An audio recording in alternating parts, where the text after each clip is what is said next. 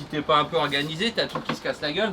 Parce que je suis obligé de sortir tout un tas de trucs moi pour faire mes calculs de sextant.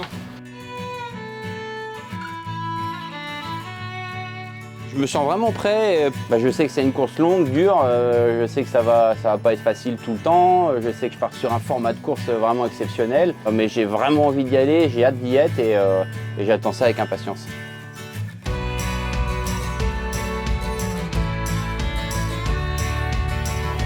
Je suis en train de préparer ma route. Et je vais profiter de mon entraînement pour me faire une navigation sans GPS. Donc je vais naviguer à l'estime. Ça fonctionne surtout avec un lock à hélice. Donc ça me donne une vitesse, mais ça me donne surtout la distance parcourue. Tous les 2 heures ou tous les 3 heures, je reporte ma distance et mon cap et ma dérive que je calcule. Et je fais de l'estime comme ça en permanence. Et ensuite se rajoute le sextant qui va me permettre de recaler mon estime. Tac. Donc dès qu'il y a du soleil, je fais un relevé au sextant pour à la fin de mon calcul obtenir une coordonnée. Et ça prend un petit peu de temps. Ok.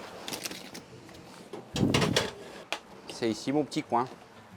Je fais des plats à réchauffer et pas de lyophilisé. Il est en train de sortir une carte. J'ai mon fax météo. Donc ça, c'est un appareil qui fonctionne sur les grandes zones, qui réussit à recevoir la diffusion de certains centres météo. C'est grâce à cet appareil-là que je vais prévoir un petit peu une route à suivre en fonction des conditions météo. Il m'en sort des bien mieux que ça. Celle-là, elle est quand même de mauvaise qualité. Mais elle a le mérite d'être là. Je vais quand même devoir barrer sur le tour du monde. Le régulateur, ça marche hyper bien au près, au travers, au portant sur la mer plate sans trop de houle, mais portant dans de la mer, c'est plus compliqué. Le principe d'un régulateur d'allure, c'est que ça suit tout le temps l'angle de vent. Donc si jamais le vent se met à tourner et que moi je suis en train de dormir, eh ben, le régulateur il va suivre le vent qui tourne et le bateau il va changer de trajectoire. Il va toujours rester réglé à l'angle de vent à laquelle j'avais réglé mon régulateur.